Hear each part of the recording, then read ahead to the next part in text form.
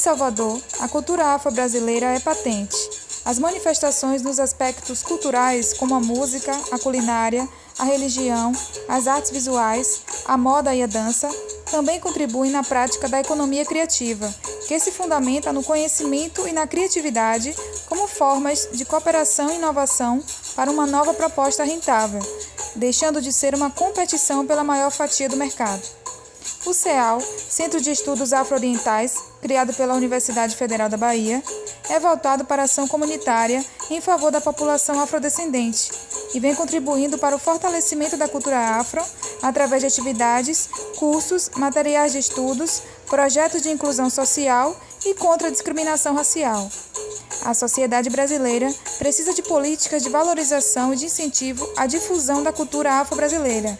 Afinal, cultura é o nosso jeito de ser, é a nossa identidade.